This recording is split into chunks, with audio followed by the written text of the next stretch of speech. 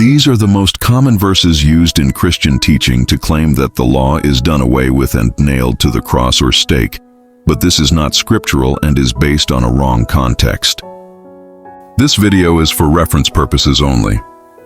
I highly encourage everyone to read the scriptures and do their own research for a much better understanding. Colossians 2 verses 14.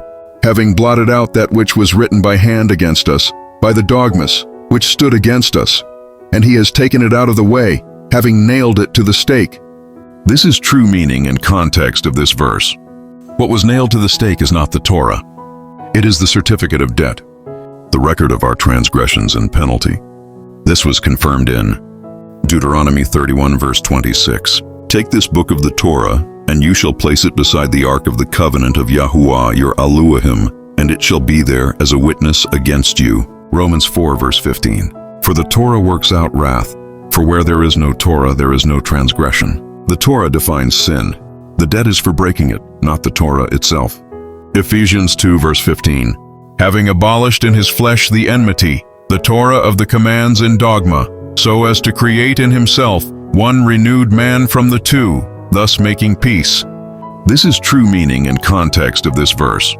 The word is dogmas, not Torah of Yahuwah. This is about man-made ordinances and separation rules that created enmity between Yehudim and Gentiles. This was confirmed in Mark 7 verse 8. Forsaking the command of Elohim, you hold fast the tradition of men. Mark 7 verses 13. Nullifying the word of Elohim through your tradition which you have handed down, and many such traditions you do. The enmity was created by tradition of men, not by Yahweh's Torah. 2 Corinthians 3 verse 7. But if the administering of death in letters engraved on stones was esteemed, so that the children of Yasharal were unable to look steadily at the face of Moshe because of the esteem of his face, which was passing away. Christian claim number 1. The 10 Commands are called death, so they are done away. But true meaning and context is, the Torah is called an administration of death because sin brings death, not because the Torah is evil or abolished. This was confirmed in Romans 7 verses 12 to 13. So that the Torah truly is set apart, and the command set apart, and righteous and good.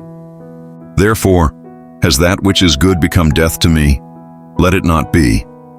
But the sin, that sin might be manifest, was working death in me through what is good, so that sin through the command might become an exceedingly great sinner. The problem is sin, not Torah.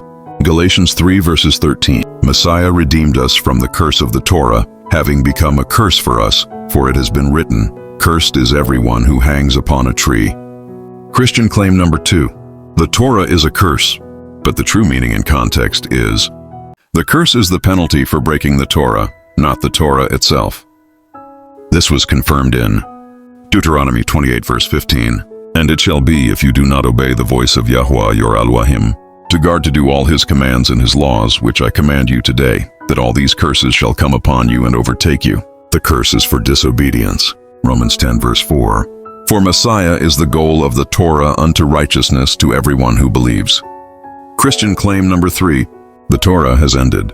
But true meaning and context is, the word end means goal, purpose, completion, not abolishment. The Torah leads to Messiah. This was confirmed in Matthew 5 verse 17 to 18. Do not think that I came to destroy the Torah or the prophets. I did not come to destroy, but to complete.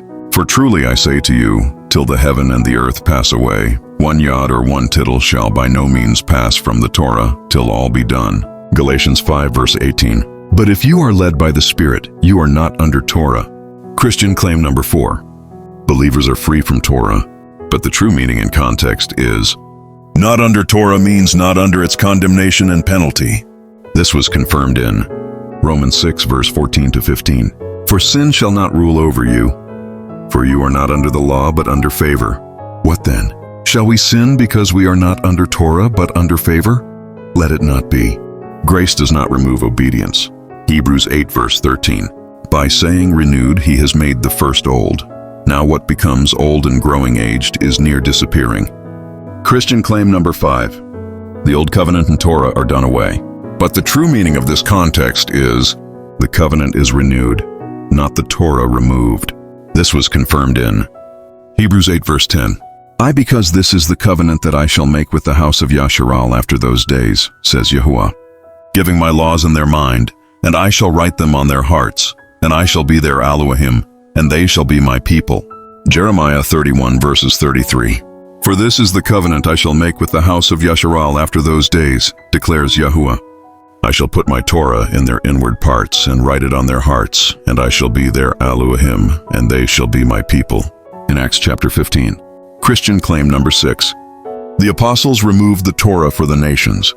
But true meaning is, the discussion was about circumcision for salvation, not about removing Torah. This was confirmed in Acts 15 verse 21. For from ancient generations Moshe has in every city those proclaiming him, being read in the congregations every Sabbath. The nations were expected to continue learning Moshe, the final and clearest verses that destroy the claim that Torah is nailed to the stake. John 14 verse 15. If you love me, you shall guard my commands. Revelation 14 verse 12. Here is the endurance of the set-apart ones. Here are those guarding the commands of Yahuwah and the belief of Yahusha. Revelation 12 verse 17. Those who guard the commands of Yahuwah and have the witness of Yahusha Messiah. The Torah was never nailed to the stake. The debt of sin, the curse for transgression, and the traditions of men were what Messiah removed. Why the claim the Torah is done away is a false doctrine. First, Yahweh himself never changes his Torah. Deuteronomy 4 verse 2. You do not add to the word which I command you, nor take away from it, so as to guard the commands of Yahuwah your Elohim, which I am commanding you. Psalm 89 verse 34. My covenant I do not break, nor do I change what has gone out of my lips. Isaiah 40 verse 8. The grass withers, the flower fades, but the word of our Elohim stands forever. Malachi 3 verse 6. For I am Yahuwah, I shall not change. Second, the real war in Scripture is not against Torah. It is about obedience. Genesis 26 verse 5. Because Abraham obeyed my voice and guarded my charge, my commands, my laws, and my Torah. This is before Moshe. The issue has always been obedience. Third, the true prophetic warning about a coming anti-Torah teaching. Daniel 7 verse 25. And he speaks words against the Most High, and wears out the set-apart ones of the Most High, and intends to change appointed times and law. This is a direct prophecy that a power would try to change Yahweh's law. Fourth, the Messiah of Yahuwah directly forbids the abolishing doctrine. Matthew 5 verse 17. Do not think that I came to destroy the Torah or the prophets. I did not come to destroy but to complete. Matthew 5 verse 18. For truly I say to you, till the heaven and the earth pass away, one yod or one tittle shall by no means pass from the Torah. Matthew 5 verse 19. Whoever then breaks one of the least of these commands and teaches men so, shall be called least in the reign of the heavens. This is a direct warning against teachers who say the commands are no longer required. Fifth, the hidden agenda is revealed by Yahusha himself. Matthew 7 verse 21. Not everyone who says to me, Master, Master, shall enter into the reign of the heavens, but he who is doing the desire of my Father in the heavens. Matthew 7 verse 22. Many shall say to me in that day, Master, Master, did we not prophesy in your name? Matthew 7 verse 23. And then I shall declare to them, I never knew you. Depart from me, you who work lawlessness. Lawlessness in the original word is anomia, without Torah. The final judgment issue is lawlessness, not lack of religion. Sixth, Paul was not an anti-Torah teacher. The agenda is to use Paul against Moshe. 2 Peter 3 verse 15. And consider the patience of our Master as deliverance, as also our beloved brother Shaul wrote to you. 2 Peter 3 verse 16. In which are some matters hard to understand, which the unlearned and unstable twist to their own destruction, as they do also the other scriptures. This is the only place in Scripture that warns about people twisting Shaul. The anti-Torah doctrine is built by twisting Shaul. Seventh, the deepest mechanism of the deception. The method is this: remove Torah, replace it with religious identity. Replace obedience with verbal belief only. This is confirmed by Scripture. Isaiah 29 verse 13. This people draws near with its mouth and esteems me with its lips, but its heart is far from me. And their fear of me is a command of men taught by men. Mark 7 verse 7. And in vain they worship me, teaching as teachings the commands of men. Eighth, the core false claim. We are not under the law is used to justify sin. Romans 6, verse 14 to 15. For sin shall not rule over you, for you are not under the law, but under favor. What then? Shall we sin because we are not under Torah, but under favor? Let it not be. Ninth, the new covenant is the strongest proof against the abolishing doctrine. Jeremiah 31, verse 33. I shall put my Torah in their inward parts and write it on their hearts. Hebrews 8, verse 10. I shall put my Torah in their mind and write it on their hearts. The new covenant is not Torah removed. It is Torah internalized. 10th, the final revelation of the hidden agenda in the last days. Revelation 12, verse 17.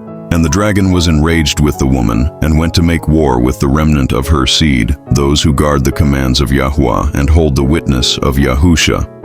Revelation 14, verse 12. Here is the endurance of the set-apart ones. Here are those who guard the commands of Yahuwah and the belief of Yahusha. The end-time people are defined by two things only: guarding the commands of Yahuwah and holding the witness of Yahusha. The final deepest revelation in one declaration was, the doctrine that says the Torah is done away is not neutral error. It directly fulfills Daniel 7, verse 25. And it intends to change appointed times and law. And that will directly produces Matthew 7, verse 23. And then I shall declare to them, I never knew you, depart from me, you who work lawlessness. It directly replaces Mark 7, verse 7. And in vain do they worship me, teaching as teachings the commands of men. And it directly opposes Matthew 5, verse 19. Whoever then breaks one of the least of these commands and teaches men so shall be called least in the reign of the heavens. But whoever does and teaches them, he shall be called great in the reign of the heavens. The teaching of Yahusha. The true separation at the end is not between religions. It is between those who guard the commands of Yahuwah and those who practice lawlessness.